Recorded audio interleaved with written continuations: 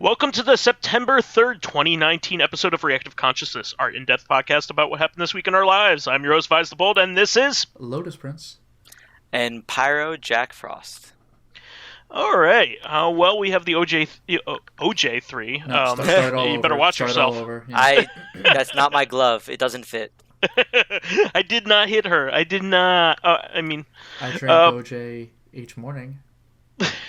Every single morning. I think so, yeah. Nice. Yeah. He's pretty good in those Naked Gun movies, but... Oh, jeez. I forgot about that.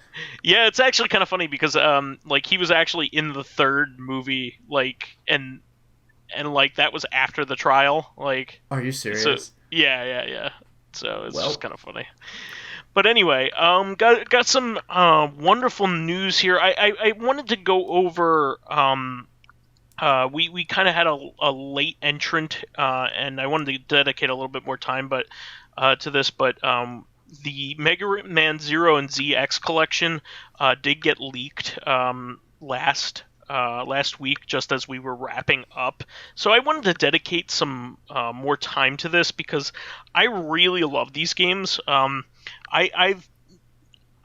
People know that I don't really beat games as much as I kind of sit on them, and then I keep buying the new iteration of them, even after I haven't opened up the original version. Yeah, I'm pretty good about that. But I have beaten the original Mega Man Zero, and I have beaten the original Mega Man ZX. So I know my brother was a huge fan of those games. Yeah, they're really good.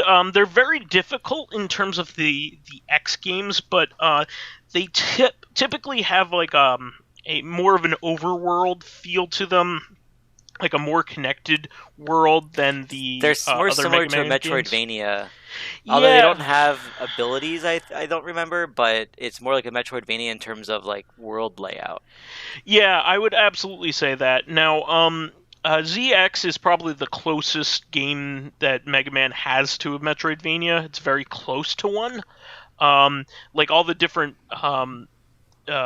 suits that you get over time give you more and more abilities to kind of go into the different areas and search for extra items and things like that, E-tanks and things like that. I really loved ZX and the original Zero. I haven't played the rest of them, so this would be a really good opportunity. I also might add that this is the first time that I can think of a DS game being emulated on anything but the Wii U. That's true. So this is going to be pretty cool in that regard. So ZX and ZX Advent are both original DS games, and they're going to be on all the systems. It's going to be Xbox One, PS4, Switch, Steam. It's going to be basically everything. So I'll probably get it on Switch. But it's going to be on all the different systems, which is great. I suspect that they'll probably have a minimized second screen because ZX really used the second screen as mostly menu kind of stuff. It didn't really use it for action, so it's less problematic. It's not like something like Contra 4, let's say, where the second screen is very integral to the gameplay.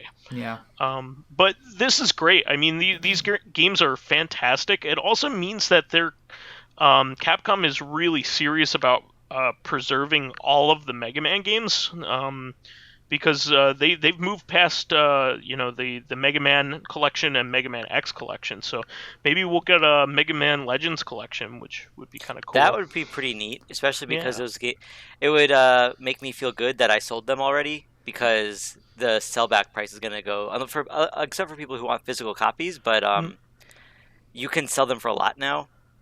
I mean, secondhand market. Thankfully, all three of those games I think are still on PS3 and Vita, but it would be nice to have them on the modern consoles and PC.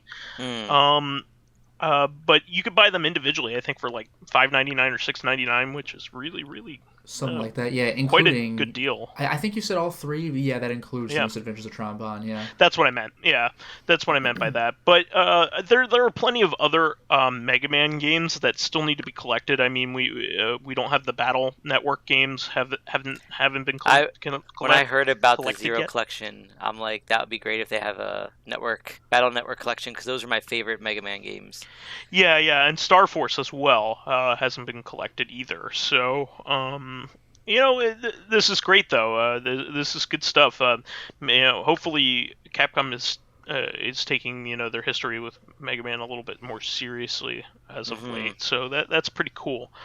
I should also add that the post Mega Man X4, I think these are the best Mega Man games. I'll just go out and say that. They're pixel based because they were GBA games and then DS games later. And they're beautifully done. They're by Inti Creates, who makes the Azure Striker Gunvolt games now, which are great games and basically the successors to these. So I would definitely give these games a shot if you've never played them. And they're less archaic than the old Mega Man games. Like even if you go back and play like Mega Man 11, it's still in that old style where it's very much level based and that kind of thing. So this is a little bit better, if you ask me, and it's less stiff because you could hop on walls and dash and things like that.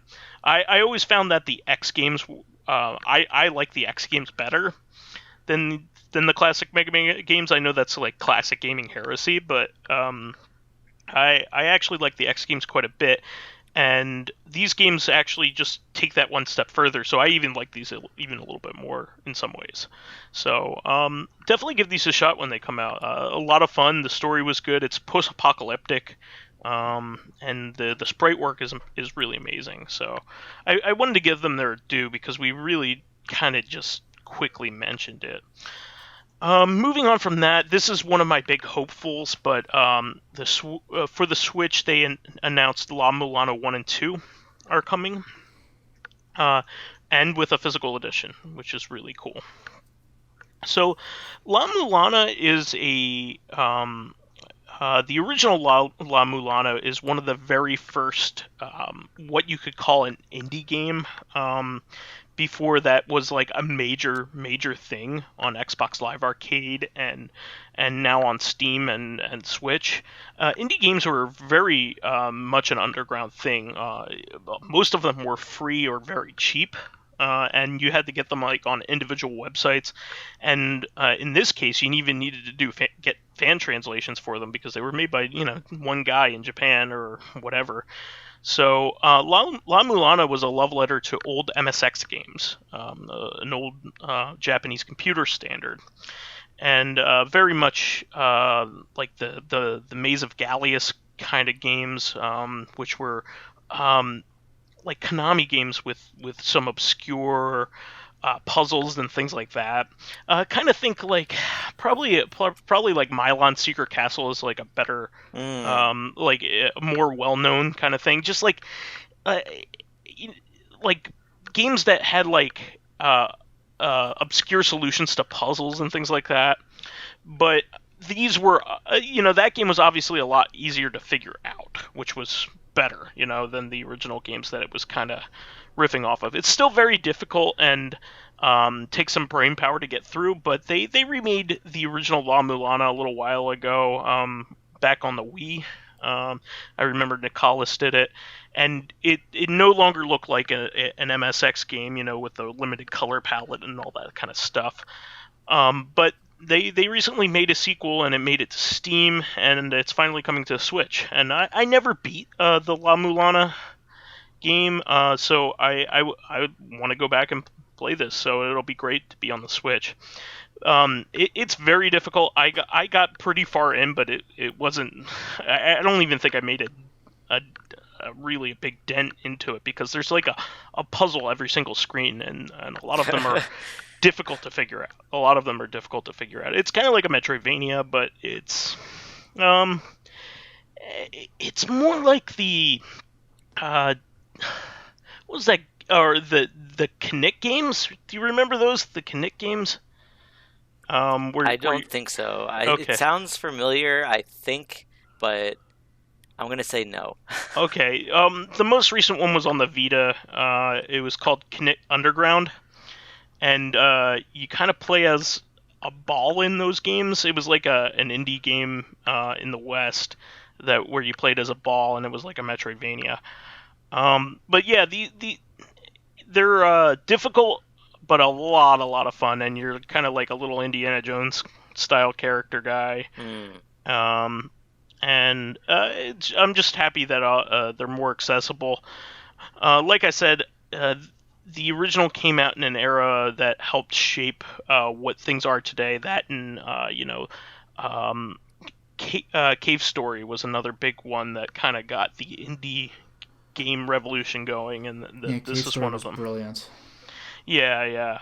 So definitely cool that they're coming out. NIS is publishing that in physically, and I think digitally as well. So that's pretty cool. Moving on, I just thought this was cool. I shared this with the Lotus Prince earlier today, but it looks like Yakuza 3 is going to be giving you series bonuses for having save files of the other Yakuza games. Like the Yakuza games have been doing that since like 4. Cause really? They've always done that. Yeah, like 3, I didn't know that. 3 had some kind of pre-order bonus, like as a little DLC voucher.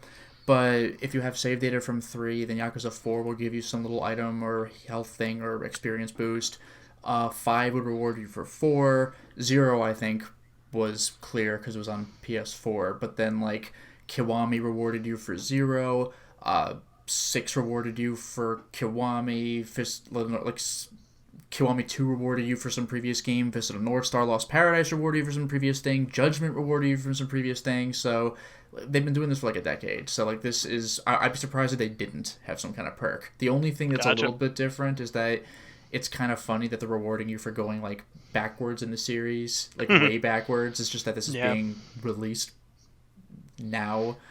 But like this isn't new at all. Like games have had little perks for save data forever. Like the One Piece Pirate Warrior series does it. Friggin' Xenosaga on PS2 did it. Like, it's a thing. I always like that kind of stuff, though. A little cool shout out. Thank you for buying our games. Yeah. Moving on from that, Yakuza 7 was announced, and with a bit of a surprise. So, if you remember back in April, when we were going over April Fool's stuff, the Yakuza studio, Ryu Gakutoko's studio, is that how you pronounce it? I forgot, but that sounds kind of right. The Yakuza studio. It's called like something like Rise of the Dragon or something like that. Something with dragon, because Ryu is dragon anyway. Like a dragon. Like a dragon. All right. Yeah. So Yakuza 7, they basically did a stealth thing of saying, our April Fool's Day joke is that the next Yakuza game will be a turn-based RPG. It turns out that is actually what they were working on. They announced that Yakuza 7 will not have the trademark action gameplay, but it will be turn-based. Interesting. That is quite surprising, considering there are like over 10 games in the series. Like this is the first one to deviate, because there's 1, 2, 3, 4, 5, 6. There's the re-releases of 1 and 2. There's the two like Feudal Japan games, the two PSP games. Yeah.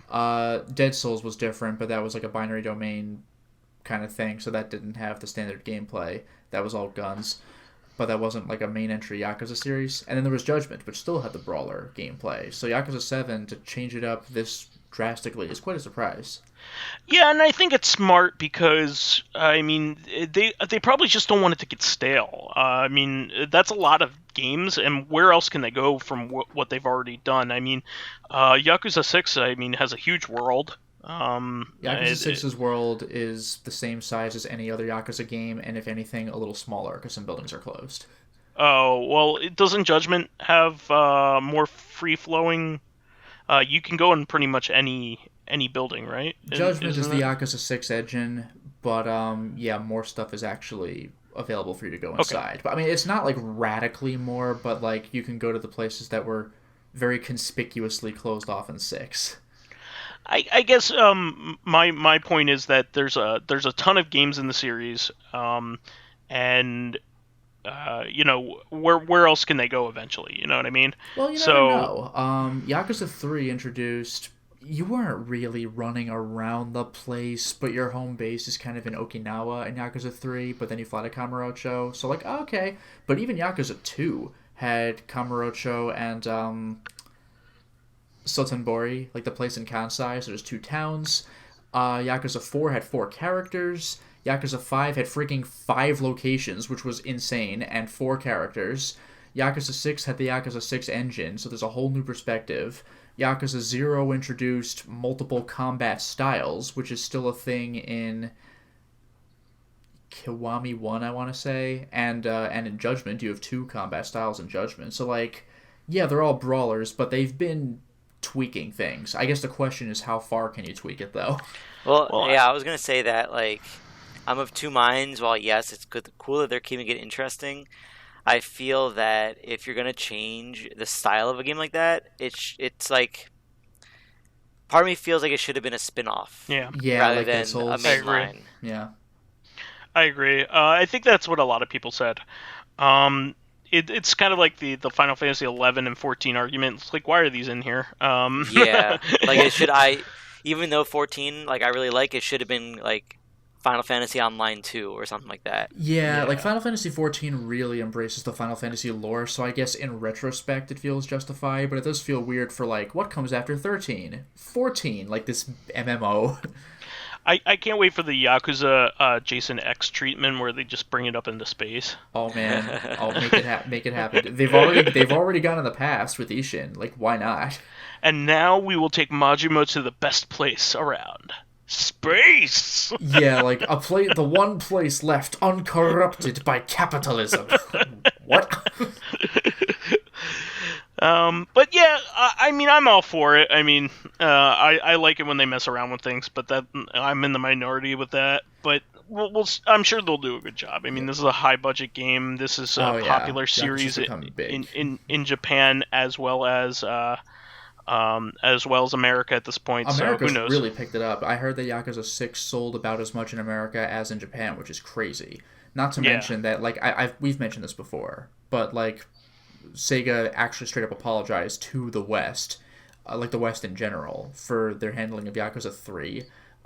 There clearly is enough of a Western presence to justify, like, actual responses from it. And by the way, one thing I will say is really exciting about playing the games in not series chronological order, but order of release, like 3, 4, 5, 6, Kiwami 2, stuff like that, is seeing how Kamurocho itself changes. Like, the thing that struck me the most is that in Yakuza 1, like on PS2, there's this place called Club Debra, and it was pretty cool in the game because it was one of the very few places that didn't require a loading screen to go into. You were on, like, the theater square, this big courtyard-looking area, and you could go down these stairs into this literal underground club where there's a whole, like, multicolored, like, strobe light thing going on. And it was like, oh, it's cool. I can just walk into this underground club. And now, when I'm playing Judgment, like over a decade later in release, we've gone from PS2 to PS4. I'm playing as a different character. Kiryu's gone, I guess. Aspects of the town have changed. The club's no longer there. Now there's this giant freaking building. It's Hotel Debra. And it's just like, where have I heard the name Debra before? Like, oh my god. Like, little things like that. Seeing how the town changes over the years in little ways. Like, the bowling alley's closed. It's been replaced by, like, a VR entertainment center. It's really cool to see how the world actually changes as you follow the games. It's kind of like, you know how in some anime series, like in when they have time skips, like the characters kind of age with you. Like, it feels like the town of Kamurocho is doing that, and like there's a feeling of nostalgia in that you're seeing the town again, but it's the same but different. Like, you get to see what's changed, and it's not just the perspective. It's really cool. Nice. Well, moving on from that, some actual Doom news, which is pretty cool. So first of all, I will address this because I do like giving credit where credit's due. Bethesda is putting a good faith update into Doom 1 and 2 on consoles to improve the frame rate and the music to get them to be like the originals. So yeah, wasn't the music like slightly higher or lower pitched or something because of speed issue or whatever it was? Yeah, well, either way, it wasn't right. Yeah, like if you listen to the old Doom music, if you played it as a kid and you come back now, you're like, wait, isn't that a little like it was like pitched up or something? Something like that. Yeah. But I give credit where credit's due. I mean, we talked about how it was a shit show. It still is a shit show, but I mean, at least they're making good on it. I mean, the ports aren't very expensive. They're like $5.99 a piece. I mean, it's freaking Doom. Yeah. I might add that I'm really into Doom right now. Pyro saw me playing it a couple weeks ago here at this point, but I'm actually playing through Doom 1 and I just beat the fourth episode, so I'm moving on. Flesh consumed. Yeah. I'm moving on to Sigil, but after that I'll play Doom 2. But man, those games get so hard. They really want to like. It's past being creative, and it's more like, okay, we're just going to be a big pain in the ass at every turn. I'm just going to put Barons of Hell everywhere where they don't belong. Well, the funny thing is that because it's Doom 1, you haven't yet met the Hell Knights, which are Barons of Hell, but with half the health. So, half the health, yeah, the Hell Knights are actually weaker. So, that was what was so scary about Doom 2. You're like, the boss of Doom 1 E1 is they're just around now, but they have a little less health. So it's like, oh, okay.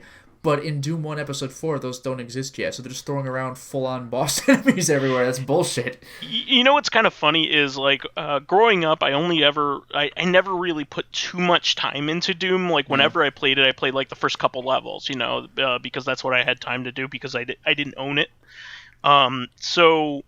I never really got to the second episode or the third episode. So the second episode is the introduction of the Cacodemon. So I never really fought a Cacodemon before. With that horrible sound when they come out. The sound.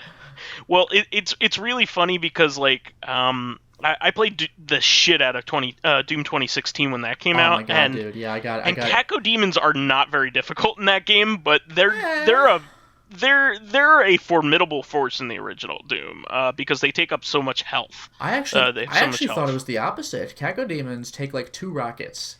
Yes. In Doom 2016, I don't remember if they have that much more or less health or whatever, but they're pretty good at aiming. They're a little faster than I'm used to, because in classic Doom, they're like balloons. They just kind of drift.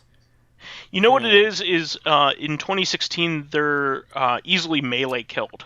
So I just rip and tear through them. So okay, you do it with the chainsaw because you didn't really have melee. Well, yeah, the melee finishers and things like that. Well, yeah, but they're finishers. You still have to hit them first. Although, to be fair, in Doom 2016, you had the super shotgun, which is such a bullshit weapon. I never had any problem with it. Yeah, the super shotgun just breaks the whole game. It's ridiculous. But in the later episodes, in Sigil and Thy Flesh Consumed in particular, Cacodemons just take up so much precious ammo. That's really my concern with them. Yeah, if you're firing a chain gun at them or something, then you're gonna have a bad time. Shotgun. It takes 6, 7, or 8 shots. Yeah, that's about right. If you get up in their face, it'll take less. But who wants to do that? Yeah. One thing I always did like about the Cacodemons in the original Doom is their fireballs, because they're not just imp fireballs. Yeah. They're these weird crackling red and blue sort of electrical looking balls. It's just kind of a cool little touch that they didn't have to do, but they did. Yeah. Oh, I've been excited. My interest in the series is definitely been stoked. I can't wait for Doom Eternal. I'm sure I'll. Oh my god, dude! Even though I'm hyped, I'm still gonna wait for it to be heavily discounted, like I did for Doom 2016. But I do really want to play Doom Eternal. I'm gonna buy it day one. I'm gonna buy it day one. I just loved the first one so much. The first one is so damn good. It's probably one of my favorite games of all time. I really loved it. I didn't bother going for achievements or anything, but I did get every single thing there is to get in the game. Like, I got all the levels, I got all the runes, I got all the power-ups, I got all the weapon upgrades, and it was genuinely fun to do. It didn't really feel like, a fun game. Now I gotta do this if I want perfection. Like, it was actually fun. Even the stupid pistol is surprisingly fun to use, like, on the low-level enemies. Yeah, especially if you get some of the perks on them, too. It's a good time. But I'm excited. I mean, whenever I finally plow through Sigil's just so hard. Yeah, what little you showed me of that looked brutal. It's a very difficult Doom game. I'm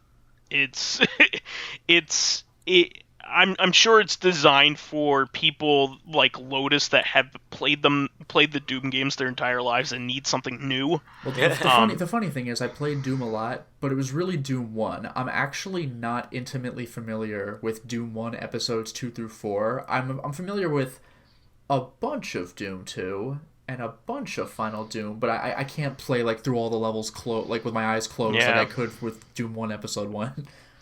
Yeah, it's kind of funny because I find myself liking the original game more than like the newer episodes because they're designed to be tough but not annoying. It's not Kaizo. It's the difference between like later Mario 3 and Mario World episodes and then like the ones that they make in Mario Maker. You know what I mean? Exactly. Like with I don't know about Doom 1 episode 4, but I remember hearing for Sigil some people were complaining that there were just like monster closets and the design didn't feel organic so much as it was like, haha, got you, player, like, and stuff like that, and that's just that feels like Doom 3, where you right up in your face with a Baron of Hell. Yeah, all the time. Because Doom 3, like I generally like Doom 3, but there was a lot of bullshit in that game where like a panel on the wall would open up and there's just an imp in there. It's like, what was the purpose of this weird human-sized space in the wall in this space station? It was like, what is this? Like, it was just, it literally existed just to be like, aha, it doesn't, it's just corny. It doesn't make sense. Yeah. It makes sense from a gacha perspective, but it's like, what are you doing? Yeah. Well, that's actually what I was telling Lotus before we started recording. I've actually, because of that, because of me getting into the original Doom games, I booted up the original like Doom Engine games that we had an episode about like a little while ago. Yeah. And I went and played Heretic. For the first time, I played a little bit of Hexen back in the day, but I never played its predecessor, Heretic. Yeah, Heretic really is just medieval Doom. It's the same game, but medieval. Yeah, but I feel somewhat. like There's still a little bit more to it than just that. I mean, but... you can fly and you can power up your weapons, which is freaking cool, but it largely feels like someone went over Doom with like, what if I made the level look like this instead? So it feels like medieval Doom. I feel like the environments are more organic, though. I feel like you're in a real... well, yeah, it feels like you're in a castle instead of a video game level. Exactly, and that's what I liked about it. And I kind of like that you have these like magic gauntlets that are just the chainsaw, basically. I love that. I forgot about that because I remember your fist was like a staff you just thrust at the enemies. Yeah, but you don't really use that because you could find those gauntlets in the first level like very easily. That's true. Doom made you wait a little bit before you got the chainsaw. But yeah, it's I actually like Heretic quite a bit, so I'll probably be playing bad. Doom games for quite a little while. And the music's decent as well. Yeah, oh yeah, no, good stuff. I think that was the first Raven Software game that was a first-person shooter like that. Okay. But anyway, moving on. This is another piece of Doom news which was surprising. So this is not a confirmation of anything, but it usually is. Doom 64 was rated by the ratings board in Australia. This is I would love a port that's not on a huge 64 deal of Doom 64. Yeah, so Doom's... I would just love... Like, I didn't read this article. Sorry to interrupt, but I think it's just funny thinking this as... This is actually just Doom 64 for N64, and Australia just took a while to to rate it. Finally. Australia's finally let up its censorious ratings. So, for the audience here, Doom 64 is actually a unique game. Yeah. It has its own set of levels. It actually takes place storyline-wise after Doom 2. Yeah, it's got new enemies. It has new enemies. A double chainsaw. Yeah, the stupid like if you thought a chainsaw in like on a Mars base was stupid, like stand back. We have a double chainsaw, which isn't useful literally anywhere. Yeah, and apparently John Carmack and John Romero actually had involvement in this title too. So it's not just like some like, you know, contract work or whatever that was made with the Doom license. It's a legit cool Doom game. And the enemies look very much like visually improved from their 1993 or 4 counterparts. Oh, it was like, you know, cutting edge Doom graphics at the time. It's a higher fidelity game for sure. I think it has polygons in it. Yeah, I mean, this is exciting. I should note that there has been a fan effort that has ported this to PC. That's true. And has made the game like fly. You don't want to play the original. This game has been locked to the N64. It's never been re-released on anything except by that fan effort. It's never officially been released anywhere else. So this is exciting. A lot of people are like, hey, you know, bring out Doom 64, you cowards, you know, that kind of thing. And it looks like it might actually be happening. So that's great. It's exciting Doom 64, news. I think, has like a secret ending because there's like if you find all the secrets or make a super weapon or something like Turok or whatever, I think you get like a unique boss. It's pretty rad. Yeah, so usually when these ratings leaks happen, they are an extremely good indication of something that's happening. It's not just a rumor. Yeah. So I wouldn't take this just with a grain of salt. I would expect it, and I would be very surprised if this didn't get a release somewhere. I would love it. You know, the funny thing is, like, I want to play it on PC because it's basically a classic Doom game. But the funny thing is, even if it is released on consoles, it is officially a console game anyway. Yeah, absolutely. It's a really good game. I'll probably be going to that if I'm not totally burnt out by the time I get to it. I'm very interested. Like, I have very little experience with Doom 64. I've played it like a little bit. It's a good game. Interested in following it up. It has an amazing soundtrack too. It's really, really good. Yeah, that's the soundtrack that I am by far the least familiar with. It's really good. It's unique. It's very atmospheric. Like, I know Final Doom soundtrack better than that, and Final Doom soundtrack is the one that nobody talks about, and it's a damn good soundtrack. That's the Plutonia experiment and TNT evolution. Evolution, yeah. Yeah, no, it's evolution. I know, right? It's evolution. Yeah. Like, get out of here. But yeah, that's the one. Plutonia experiment and evolution. The soundtrack is solid. It really is. Yeah, those are expansions to Doom 2, right? Those that's what Final Doom is. I believe so. Basically, yeah. Okay. Because it uses Doom 2 assets and things like that. Oh, absolutely. Enemies. Yeah, there's all of your friends are here. Yeah. Yeah, like Mancubi and all that stuff. Oh boy, art files. Okay, yeah. So it's a Doom 2 expansion. I always got that confused because it was very confusing back in the day because, you know, we didn't have things like Wikipedia to tell you what the difference between things was. So like what's Final Doom? I guess it's the last one. All right.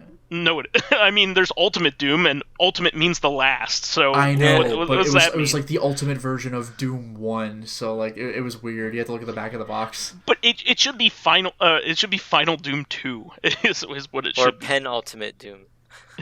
That'd be pretty great. Well, I guess Doom 2 at the time would have been Penultimate Doom, but who knew? So moving on from that, this is really cool news as well. River City Girls got a physical edition by Limited Run Games, and that went on pre-order this week. The animation for that game is freaking gorgeous. I saw people posting fantastic. about how if you pick up the yo-yo power-up, you're just like idly yo-yoing like as you walk around and stuff, even when you're not attacking with it. And like one of the animators on Twitter was like, "Man, I busted my ass making that happen, so I hope you like it." Yeah, she was talking about how much work she put into it. That really cool. had to have been rough as hell. Yeah, but like it's obviously a labor of love. She didn't need to do that. Yeah, really cool stuff. I am really excited for this game. But I haven't played it and I haven't heard the reviews. I'm sure it will be good, but I'm trying to make it a point not to like reserve games that I don't know much about. Because I don't want to be stuck with, you know, a Mighty Number 9 again. You're a changed man. Yeah, yeah. But You'll be moving. crying harder than an anime fan on prom night. Oh boy. That's to get you to buy the game. But River City series has always been a favorite of mine. I love the Kunio-kun games, so and the new art style is really cool, and Yeah. I can only hope that they continue to go with this art style as well, because it's refreshing and can build in some new life. So I think it'll also be really popular. I think it'll be a game that like gets streamed a lot, so that'll be cool. Moving on from that, there have been some substantial rumors that an SNK character may be the next character in Smash Brothers. That'd be I interesting. heard that it was all but confirmed that it was going to be an SNK character. Yeah, which is cool. So it's obviously going to be whoever you play as in Sengoku 2. I was gonna say it should be the guy from Metal Slug.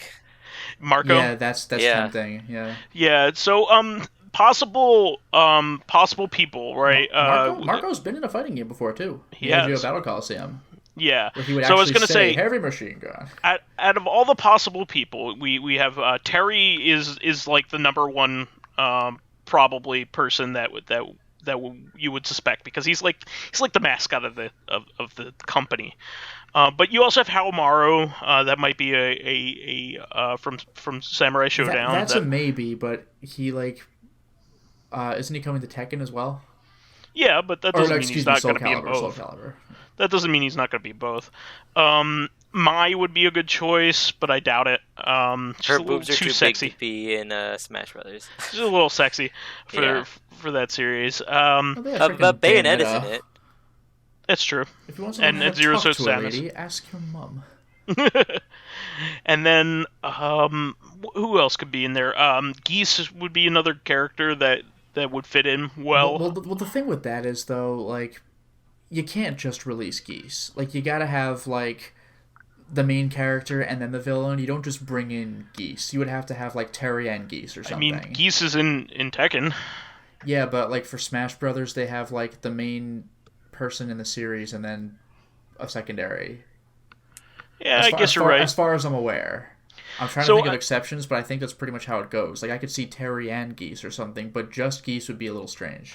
Like I said, I think Terry and Haomaru are like the two major ones that I'm thinking. So I would expect Terry, honestly. Yeah.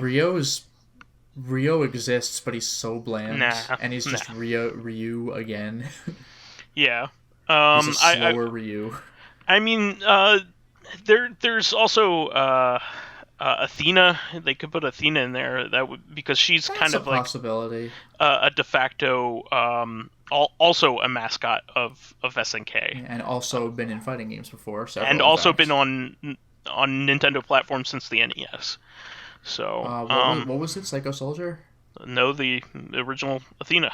Oh, and hello. Psycho Soldier was the sequel. Okay. But I won't go into that one. But yeah. Ralph that's from cool. Akari Warriors. Yeah, and he's been on the NES since the original. So I mean, any of those would be good picks. But I'm betting on Terry. Yeah, I'm betting on Marco actually. I could Marco, see Marco, you think or it's gonna be Terry. Marco? I could see Marco or Terry. I'm not feeling Haomaru, and Geese I could easily see fitting in the game, but I really don't think he's going to be the one. All of them are good choices. I think Rock Howard would be my choice, because he's my favorite character. Rock would be amazing, but like I don't think he's as representative, even though he kicks ass. Well, he would be a good character to be the only one to put, because he is both a combination of Terry and Geese. He's great. No, he's like one of the cooler characters, but it's like, remember, he's from this particular like late. Yeah, Fatal he's only Fury in like game. he's only in like 2 or 3 games. So yeah, he's in Mark of Wolves, and he's in Capcom vs SNK 2, and maybe one more. Yeah, Is he in SVC Chaos? I don't think he's in that. All right, so 2 for sure, maybe a third. I don't know. One of the King of Fighters games, maybe. Yeah, I think I don't know if he's in the most recent King of Fighters. I forget, but I think he might be in one of them though, somewhere. I don't know. Yeah, he's a cool character. I love him. Yeah, he really is. But moving on from that, Shovel Knight Dig was announced by Yacht Club Games. So this looks like to be a lot of fun. It actually looks like they are kind of making their own version of Mr. Driller. Huh. So this looks like to be a smaller game. It doesn't look like like a full Shovel Knight game. Possibly, like a $5 kind of game or a $10 kind of game rather than like a $20 or $30 or $40 game. But that's cool. It looks like to be fun. It looks like a combination of Mr. Driller and Shovel Knight and SteamWorld Dig, that kind of gameplay, where you kind of like do like one block of dirt at a time, that kind of thing. But it looks like it's gonna be fun. Mm-hmm. They always do a good job, so I'm not worried about the quality of it. I'm sure it'll be a good game. So, moving on from that, this is actually not every day do you see this kind of thing, but rare Konami Famicom games were found and dumped. So, this existed and I didn't even know about it. There is a special adapter for the Famicom that Konami put out that had 6 compatible games. It was like an attachment, kind of like a Game Genie that you would stick into your Famicom, and then you would put the cartridges in. So apparently the reason why these are so rare and weird is that they're all like educational games that were supposed to be bought by schools. Oh, wow, okay. So you would buy this adapter, and the cartridges aren't like normal Famicom cartridges. They kind of interface with that adapter and then go into the Famicom. So like they weren't for consumer use. So like schools and similar institutions and organizations would buy this thing to teach kids or give kids some time, to do some educational stuff, or even one of them was to help employees learn about the oil company that they were working for. Wow. So yeah, really obscure and weird. But they had never been dumped before, and I think they have 3 of the 6 running now, which is pretty cool.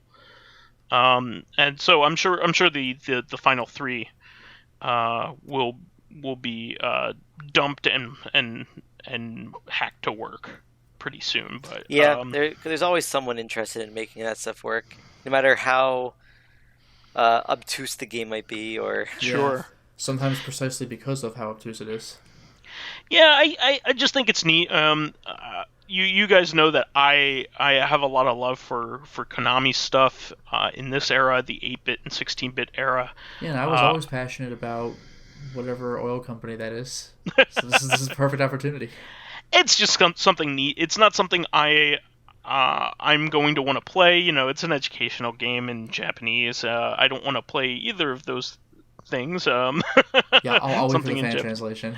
No, but I'm interested to hear the music for the titles, because the Konami's music back in the day was ace. There's a reason why I collect the vinyls. But it's funny thinking about like an educational game about like oil having like killer music. Well, I don't even know about killer music, but sometimes like the music is kind of like, I didn't think it would actually be listenable, like that kind of thing. I actually know that there are some games that are really mundane that have badass music. In particular, Pictionary has for the NES has some badass Tim Fallen music. It's good shit. It's really, really good. Anticipation is another board game for NES that has some badass music. There's actually like a lot of like European developed games that are not particularly good or interesting that have just kick-ass music in them from the NES. So I definitely recommend you just listening to the soundtrack, because don't play those games. Actually, hey, the gameplay might be good for all you know. For Pictionary, I know it's not good. Now, I was actually going to say what came into my head is I was watching one of these speedruns at one of the GDQs, but do you know Time Cop for Super Nintendo? Oh yeah. Mm-hmm. Game sucks. Music's fucking great. Oh yeah. The like level 3 or whatever New York City is, that theme is unbelievable. It's fantastic. It's really good. But yeah, Frank Cifaldi, who I've mentioned in the past, is helping dump these things and get them going. He's actually been a big force in preserving a lot of these games. He also helped make the SNK 40th anniversary collection that was recently released in the Mega Man Legacy Collection 1 and 2. And the Disney Afternoon Collection as well. So like he's a huge resource to the retro gaming community. He helps dump a lot of this stuff. It's really interesting. He's also done some really interesting research with plug and play titles. Titles that you know are basically joysticks that you just plug into your television. They're like little mini consoles. A lot of them run off of Nintendo on a chip clone. Kind of stuff. So the games that are being made for those are actual legitimate Nintendo games. Like you can actually, like, if you were to extract them and get them running, you could actually like play them on a flash card, and they're brand new. Like a lot of them are being made like now. So it's really interesting. So like for instance, Coleco is putting out Berserk and Frenzy like mini cabinets, like those little mini cabinets that you find at like Target and stuff like that. They're actually running off of an NES on a chip. So if you were to extract them and put them on like an EverDrive, you could play that version of Berserk and Frenzy like on your NES, no problem. Which is actually like ridiculous when you think about it. Like people are making these brand new ports that are just Nintendo games, which is actually, really kind of funny. But it's kind of cool. So moving on from there, there's also the Jaguar SD. The Jag SD has been released and it's been reviewed. Everybody who's touched it has basically said that it is the ultimate thing that you would want for your Jaguar, your Atari Jaguar, except for maybe the trash can. But yeah, I was just gonna say money for having sold the Jaguar. It plays both ROMs and CD images. It plays. Finally, I can play Highlander. Yeah, you can play Highlander, the animated series, the game. Jesus Christ. Yeah. I could play Cybermorph 1 and 2. In all seriousness, though, I'm happy for any system that gets like an optical drive emulator or a flash cart. And this system has a handful of really fun games. I would say that Alien vs. Predator, Atari Carts, and Tempest 2000 I remember seeing some are all three Atari really Carts. games. That game's like almost like unironically fun. It's just like you say you're playing it ironically, but then you kind of get into it. It's a fun game. It's well made. So just Atari Carts is like the weirdest thing to me. I especially if you're a Tempest fan. If you ask me, the newer Tempest games trump it. So and there's also a fan remake of Tempest 2000 that is. The newest one is 4000, right, on PS4? Yeah, and there's the TXK, which is very similar to that on the Vita. TXK was THX, where it does that blast sound that comes into your ears before it restarts? The audience is now deaf.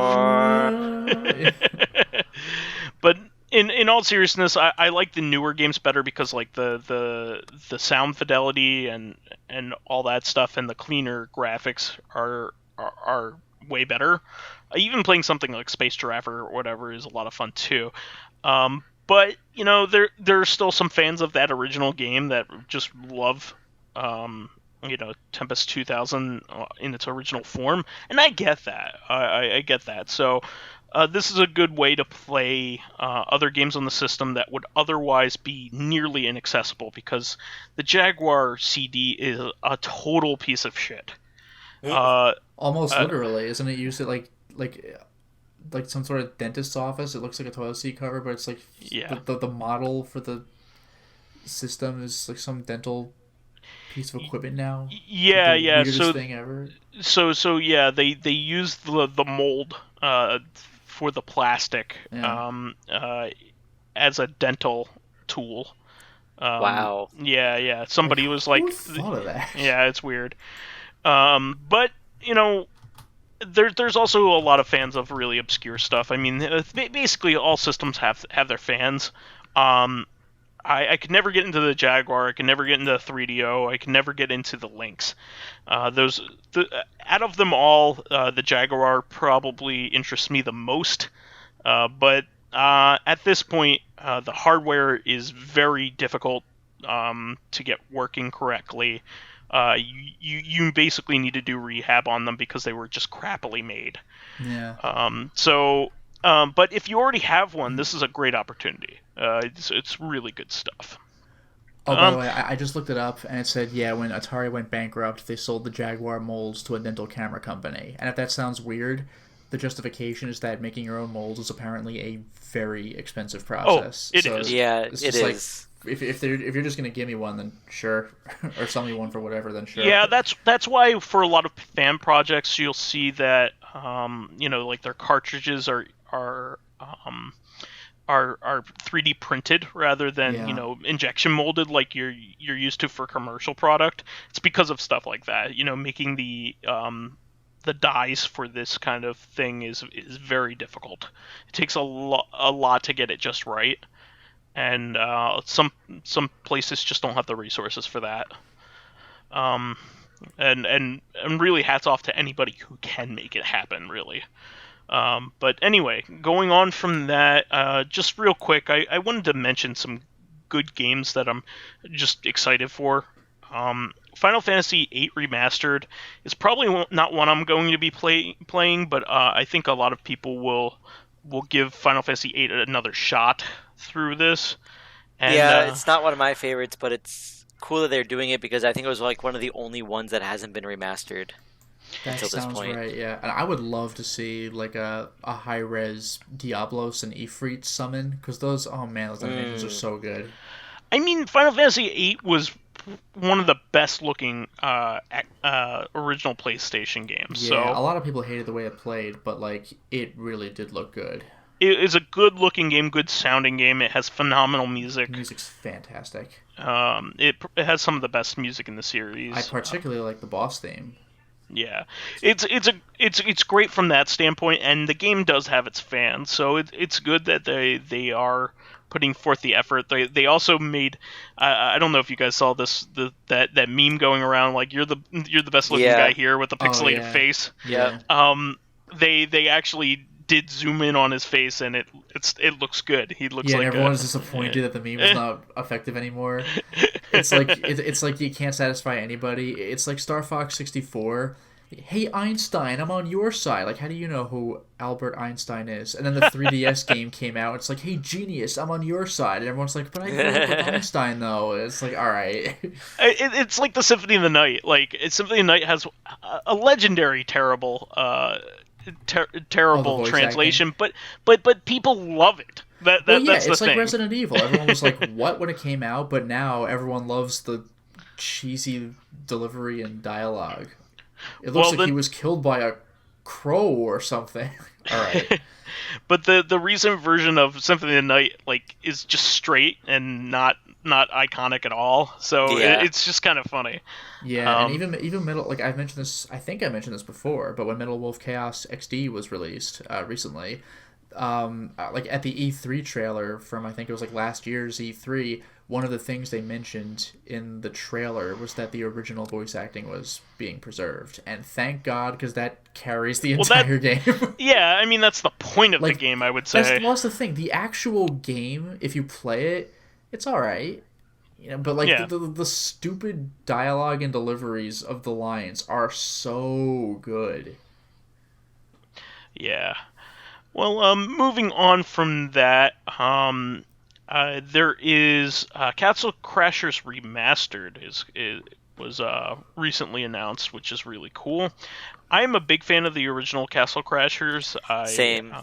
I was a big fan of that when it came out. It was one of the reasons why I bought an Xbox 360 back in the day.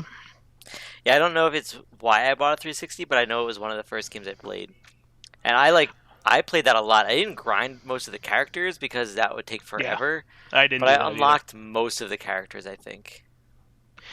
Yeah, I really ended up loving this game. It was one of the very first like Xbox Live indie titles that Summer of Arcade titles. I remember waiting for the minute in which this was released because I was really anticipating this. You got to remember also in the time there weren't a lot of indie titles and there weren't a lot of beat 'em ups. This was like the first beat 'em up in a really long time that had been released on a console. That was anything like this. You might have had some like weird 3D stuff like Spike Out and Beat Down, Fist of Vengeance, or Final Fight. Streetwise. Streetwise, yeah, that's it. But this was something that harkened back to like the games that I liked back in the day, like the Dungeons and Dragons beat 'em ups, and other games like that. So apparently the big thing in this is that it's all kinds of performance updates, improvements to gameplay and online multiplayer, and a new minigame. Their minigames are always really fun. So this is going to be for all of the modern systems, so that's really cool, and it's going to have all of the characters, which is cool. You won't have to buy DLC; it'll include. They removed the old minigame All You Can Quaff though, which was pretty fun. Yeah, this was a really fun game back in the day. I played Alien Hominid, which was their first game before this, which is similar to Metal Slug. But I'm going to be glad to have this on the Switch. This is one of those games you could just pick up and play, or have at a party. People will just play this and it'll be fun. I absolutely love that woods level where you're on the shitting deer. Oh my god, that and that whatever the hell it is like chasing after you, it's just terrifying. I love that. Oh, that kind of cat. Yeah, it's very interesting. It's a very creative game. Yeah. It even had Tricky Clown. Kids, look up Tricky Clown if you want a surprise. But no, don't do that. It's not safe for work. But yeah, good stuff. Dragon Quest XI is another one I'm excited about. That's also going to be on Switch and apparently in its best form. Dragon Quest XI S. Yes.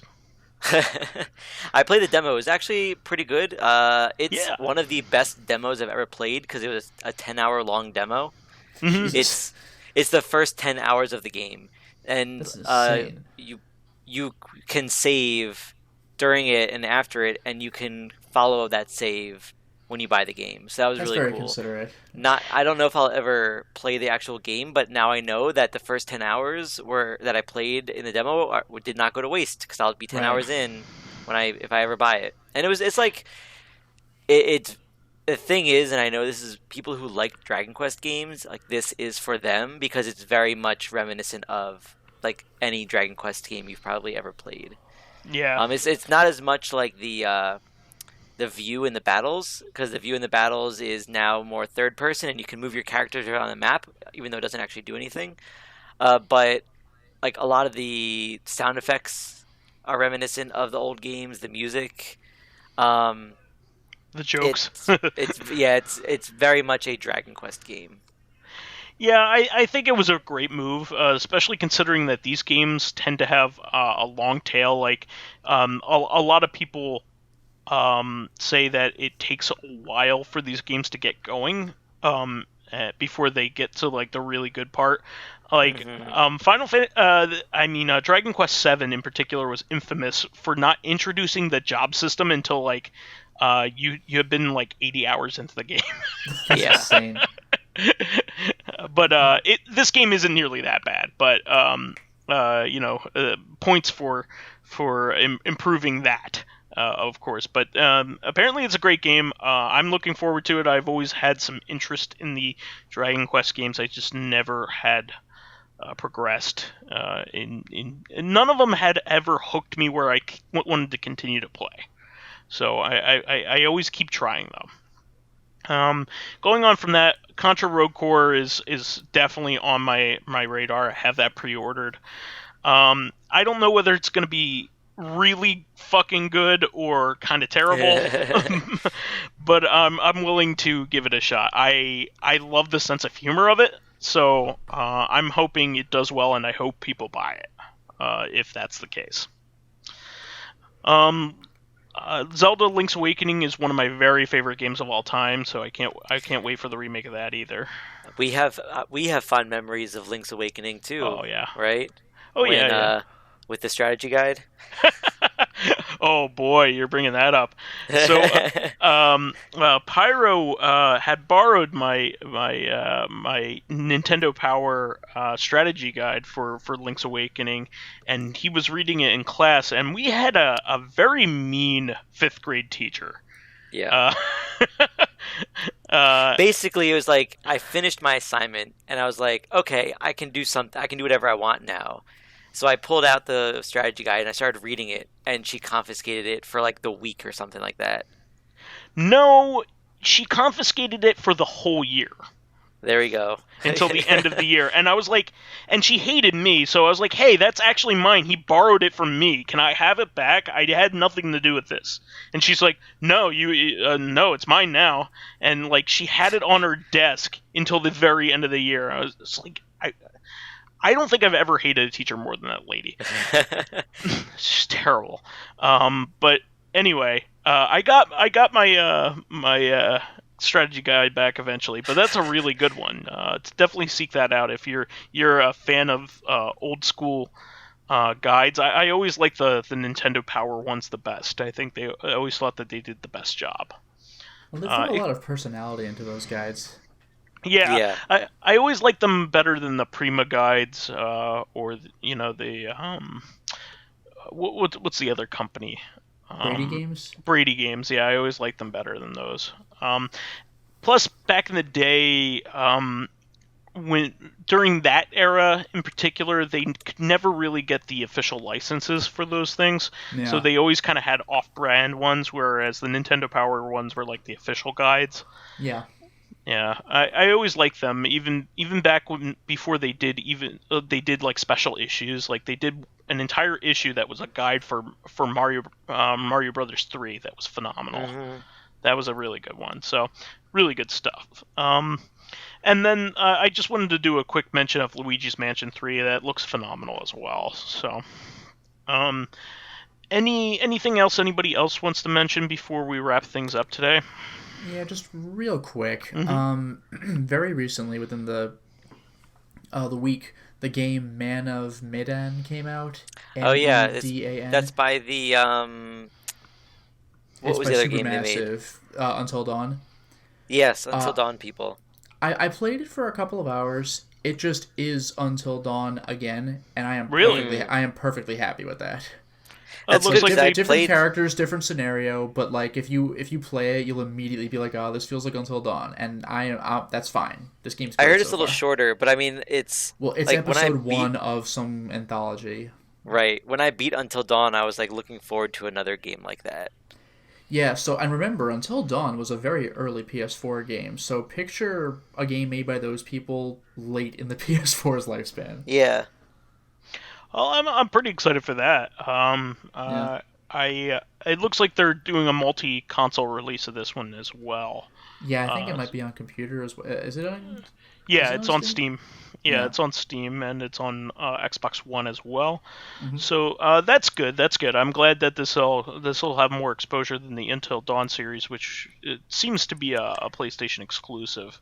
Yeah, Until Dawn Yeah. was PS4 exclusive. The thing with Until Dawn is when it came out, a lot of people weren't happy with it because like, where's the gameplay? There's very little walking around and so Oh, much shut up. QTE action. But like, if you liked Until Dawn, you'll like this. Like at this point, you don't have an excuse. It's made by the same people. It's Gotcha. doing the same thing. Yeah, Dark Pictures Anthology is what it's Yes, called. the Dark Pictures anthology and Man of Medan is, I guess, episode 1. It even has a between levels guy at the desk talking to you. Oh, really? Yes. Yep. Well, I'm gonna take a look and do a little bit of research because sometimes with PC ports they're a little funky. Yeah, they're either like clearly the best version or like the worst version. Yeah, which always baffles me. Like it Yeah. should be easy to make a PC version because it should be like natural, I guess. But I guess it's really hard to test for the variations of console configurations. Yeah. But I don't know. It always gets my goat that I have to do actual research nowadays into like for Contact, for instance, the PC version's the one to get because there's performance issues in the console Lots of versions. slowdown. But yeah, with this game, I'll have to do a little bit of research to see if there's a significant difference. But for Doom, I'm for sure gonna get that PC version. I know that'll be good. Any other last minute kind of stuff, guys? Nope. I think that's it for me. Okay, great. Well, that'll be another episode of Reactive Consciousness. That is the show for this week. Please remember to subscribe to the Corrective Consciousness YouTube and SoundCloud pages. While there, please give us thumbs ups, likes, and 5-star ratings on iTunes. Helps promote and spread awareness of the show, and any bit of encouragement helps keep the show going. You can also catch us on Thursday for our sister podcast, Corrective Consciousness, the podcast where we explore the inanity of pop culture. Finally, you can friend me as vysethebold on Steam, PSN, Xbox Live, Twitter, Battle.net, and Switch. Man, I read pretty well. Yeah, today. that was an excellent that was pretty outro. solid. Pretty solid. Let's hope I can keep this streak I'm proud going. of you. Yeah. So you can follow me on my YouTube channel, Lotus Prince. You can hit me up on Twitter at Lotus Prince. And finally, if you are interested in seeing my videos early, getting in on exclusive live streams, selecting upcoming games for me to Let's Play, I'm currently doing Folklore on PS3, and getting involved in discussions with me and other patrons on Discord, then perhaps consider swinging by my Patreon account, which can be found at patreon.com/LotusPrince. And you can find me as PyroJackFrost or Cloud08540 on Battle.net, Switch, PSN, Steam, and I think that's it. All right, sounds good. We will catch everybody on Thursday for another episode of Corrective. We're actually going to explore games based off of toy franchises. So look forward to that. It's going to be 100% Mighty Max based. Lavosity. But we'll catch everybody then, okay? Until next time, everyone. Bye-bye now.